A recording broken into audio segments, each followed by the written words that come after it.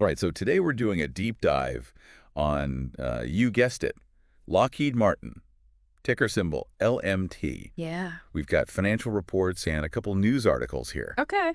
And we're going to try and take a look at this aerospace and defense giant and figure out what their potential is, maybe some of the risks involved, and who knows, maybe some of you guys out there listening are thinking about making an investment, so hopefully this will help. Lockheed Martin's a really interesting company. I mean, they practically own the defense industry, right? Mm. It's incredibly hard to compete with them. And they've reported a record $176 billion backlog. Wow.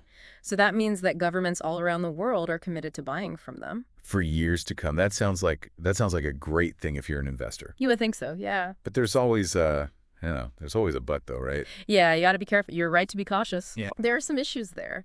Despite this backlog, the sales growth is only projected to be, 4% to 5% in 2025. Okay. And even that is largely due to their Missiles and Fire Control segment, Okay. or MFC, which is expected to grow at a much faster rate, like 8%. Interesting. Okay. And they just had their Q4 2024 earnings release. Right. And some concerning news there. They posted a $1.7 billion pre-tax loss on classified programs. So even with all these contracts, they're still managing to lose money. What's happening there? That's the thing, right? Yeah. The details are classified. Right. Yeah. So we don't know exactly what happened, Right. but that's important for an investor to realize. That lack of transparency Right. adds a level of risk. Yeah. Lockheed Martin's management claims that they've de-risked these programs, but this recent loss it highlights that Yeah. the profitability isn't always a sure thing. That's a really good point. Because it's not as simple as just saying, oh, they have these huge government contracts, they must be making money. Exactly. There's other things going on. Yeah, it's not that simple. Okay, so let's talk about their flagship product, I guess you could say, the F-35 Yeah. program. Right. This seems like it must be a big part of the picture. Yeah, you have to understand Lockheed Martin's future, you have to understand the F-35. On the one hand, they delivered 110 of them in 2024. Okay. And they project that to jump up to over 170 in 2025. Wow. So that's a lot of jets. That's a lot of jets, yeah. And it signals strong demand continuing. But so those are really impressive numbers. Yeah. But I have been hearing a little bit about this delay with what they call the Tech Refresh 3. Oh, yeah, the Tier 3. Yeah, TR3. Mm-hmm. So how is that going to affect, their sales and all that? Well, TR3 is it's a set of upgrades for the F-35 that are supposed to be, pretty important. But it's been pushed back to 2026. Okay. So that raises a couple of key questions for investors. Could this delay impact future orders? Right. Could it make the F-35, less competitive compared to other fighters that are being developed? Yeah. Those are things to consider. That's definitely something to think about, yeah. Yeah. Now, it seems like everyone's been having supply chain issues. Right. So how is that playing a role for Lockheed? Yeah, supply chain disruptions they're still an issue for them. Yeah. And that's impacting their production rates across several programs. Hmm. Not just the F-35, the Missiles and Fire Control segment we mentioned. Right. The CH-53K helicopter program. Okay. They're working to try to diversify their suppliers and make their supply chain a little bit better, but it's going to take time. Yeah, of course. It takes resources. And especially because they're mostly using fixed price contracts, Yeah. right? Which means that they're the ones that eat the extra cost if something goes wrong, not the government. Yeah, exactly. Unlike a cost-plus contract, where the client basically covers any cost overruns, with these fixed-price contracts, Lockheed Martin's absorbing those additional costs. Right. So let's say a key component all of a sudden gets more expensive because of supply chain issues, they can't just pass that on to the government. Right. So that means that inflation, supply chain volatility, it can really impact their profit margins. So it's interesting that they're taking on all that risk, Yeah. And then on top of that, they're still investing a lot in R&D. I read that they spent like $3.3 billion in 2024. Yeah. That's a key indicator that they're in it for the long haul. They're trying to innovate, they're trying to stay ahead of the curve to mitigate all these risks, but it's definitely something to consider, the inherent risk of those fixed price contracts when you're evaluating their financial health. It sounds like this is just a very complex business overall. It is, yeah. Way more than it might seem at first glance. It's like they're trying to juggle all these contracts and keep all these balls in the air at the same time. That's a good way to put it. A lot of moving parts. Yeah, definitely. So we talked about some of the downsides. What are some of the positives? Yeah. What are we liking about Lockheed Martin right now? Well, their missiles and fire control segment, the MFC, is doing really well. It's a major growth driver. Okay. Globally, there's huge demand for products like, GMLRS and HIMARS. These weapon systems, they've proven to be really effective in modern warfare. So these are game changers on the battlefield, is what you're saying. Yeah, exactly. I mean, they're very precise, they're long range, and their performance in recent conflicts has only increased demand for them. So Lockheed's the company making these, and they're in high demand right now. Exactly. And the success of this segment helps offset some of those challenges we were talking about. Right. Okay, that makes sense. That's a good transition to our next point, which is the market sentiment. Okay. Even with these big wins like the MFC segment, it seems that the overall market sentiment towards Lockheed is, I don't know, cautious. Yeah. I know Deutsche Bank downgraded their rating. Yeah. And there's been some negative press about the F-35 program. Right. So how should an investor take all of this information?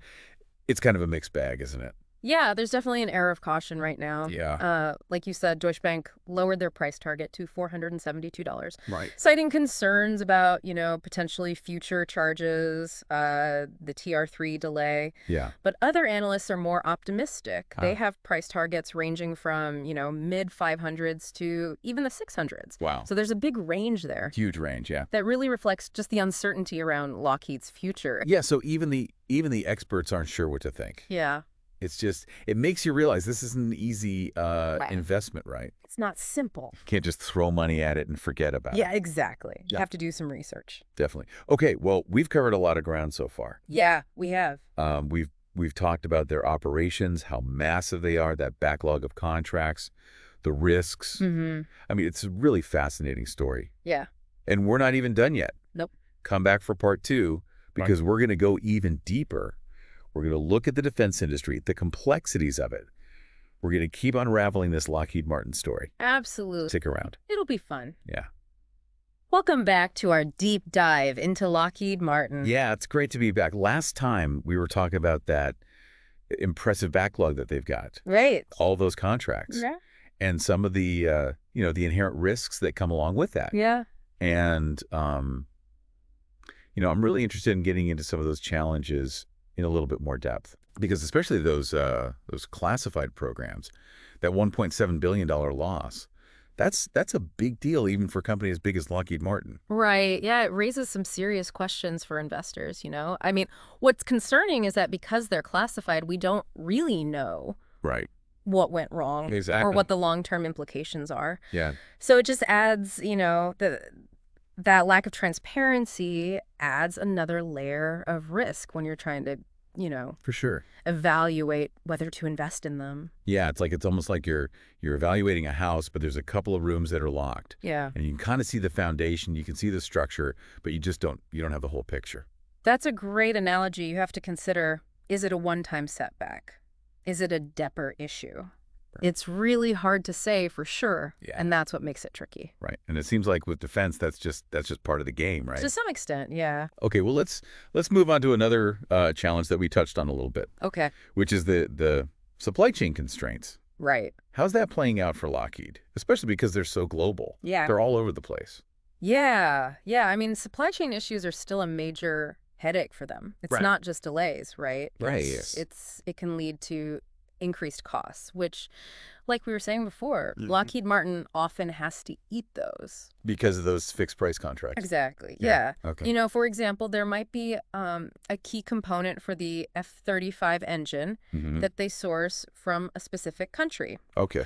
And, if that country has some political instability or maybe there's a natural disaster, Oh, wow. suddenly production's halted, costs skyrocket. It's a real problem. Yeah, it's like one of those Jenga towers. You Yeah. pull out the wrong block and the whole thing comes tumbling down.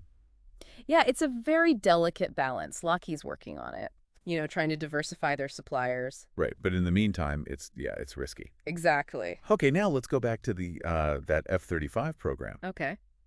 which, it's like every time there's something good to say about it, it seems like there's also something bad. Yeah, it's a very complicated story. Yeah, for sure. I mean, it's a perfect example of just the complex realities of the defense industry. It's an amazing jet, Yeah. most advanced in the world, strong demand from everybody, Yeah.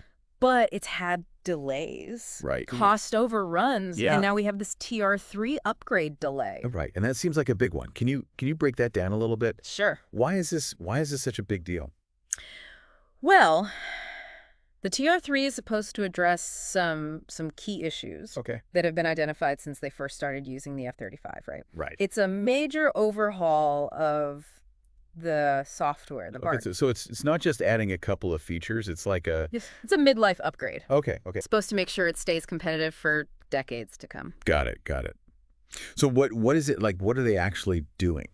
Well, one of the big things is they're enhancing the processing power, Okay. the memory. So kind of like Think of it like upgrading your computer, right? exactly like- the RAM, the operating system. Okay. So it can run the more demanding software. Right, because it's got to be able to keep up with the times, right? Exactly, yeah. The data demands of modern warfare are huge. Right. So they're basically future-proofing the F-35. Yeah. But with this delay, what does that mean practically for Lockheed?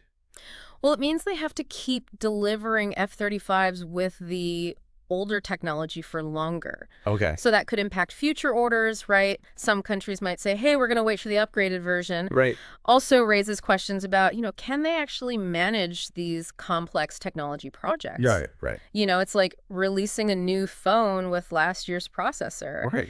You might sell some, but you're going to lose some customers to the competition. Right. And we're talking billions of dollars here. Yeah, huge amounts of money, yeah. So any little delay, any little It makes a difference, Yeah. sir.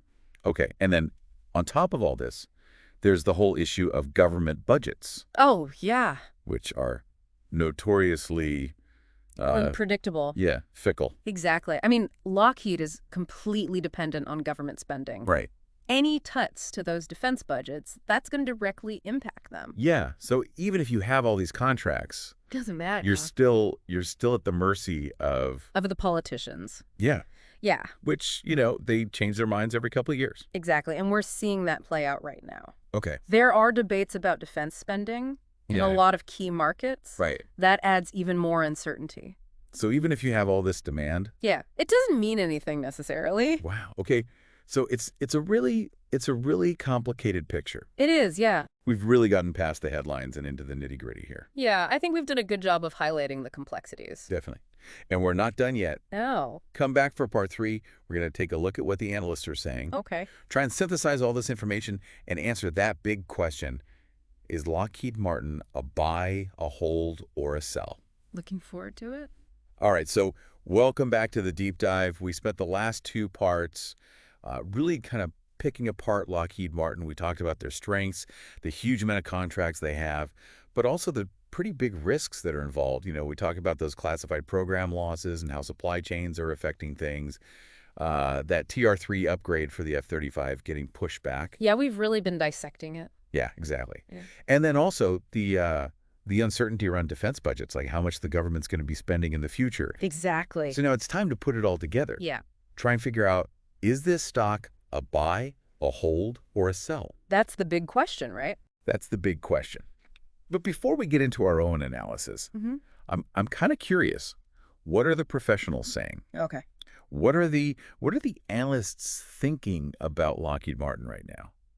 Well, it's interesting. The analyst community is kind of divided right now, which, I mean, it's not that surprising. It's a complicated industry. We talked about Deutsche Bank, right? They downgraded it, lowered their price target to $472. Right? They're worried about those classified program losses. Oh, and they yep. think that there might be more charges coming. Makes sense. Yeah. But there are, I'm guessing there are some analysts who are a little bit more optimistic. Yeah, there are definitely some who are more bullish, Okay. and they're really focusing on the fundamentals. We talked about that huge $176 billion backlog, Right. and they're saying, you know what? Those classified programs, that was a one-time thing. They're the leader in the defense industry, and they're going to keep growing over the long term. And some of them, they have price targets in the mid 500s, some even in the 600s. So, I mean, it's a really big gap between like the 400s and the 600s. Yeah, it's a big range. So what does that tell you as an investor? I mean, how do you even process that? I think it just shows that there's a lot of uncertainty. Right. and and and that you're going to have to weigh all these different factors, the positives and negatives, and decide for yourself. And how much risk you're willing to take. Exactly. Yeah. Okay, so let's zoom out for a second. We've talked about a lot of stuff. Mm-hmm. What would you say are the key takeaways?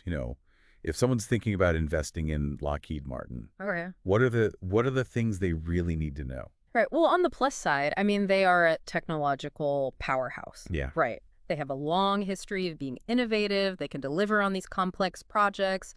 And that backlog is just, I mean, it's almost unheard of, Yeah. to have that much guaranteed revenue. And the government really relies on them. It's hard to compete in the defense industry. So that gives them a big advantage. But on the other hand, there's that issue with the classified stuff where, we don't really know what's going on. Yeah, investors have to be okay with that lack of transparency. Right. And the supply chain problems, the TR-3 getting delayed, like those are all, they're still having to deal with these external factors that they can't control. Yeah, that can really affect how profitable they are. Right. So it's like walking through a minefield. It's good. It's a good analogy. You got to be really careful where you step, but there could be a big reward at the end. So after all this, Yeah. what's the verdict? Buy, hold, or sell? You know, it's tough to say. Like we've been talking about, there's no easy answer. It really depends on the individual investor, Right. their circumstances, what their goals are. Yeah. If you're in it for the long haul, you have a high risk tolerance, and you believe the defense industry is going to keep growing, then maybe Lockheed Martin is a good opportunity. Especially since the stock price is, well, some people think it's undervalued. Right, exactly. But if you're not comfortable with risk, or you're worried about defense spending, maybe it's better to wait and see what happens. Right. Or look at other options. So it's really up to the individual investor to do their own research and decide. Yeah, that's the key takeaway. Yeah. Well, hopefully this deep dive has given our listeners a better understanding of Lockheed Martin. Yeah, a little bit more informed. And if you found this valuable, please consider subscribing to our YouTube channel and hit that notification bell so you don't miss any future episodes. We're always exploring new companies and industries, trying to bring you guys the information you need to make smart decisions. All right, well, that's it for today's deep dive. Thanks for joining us. Happy investing.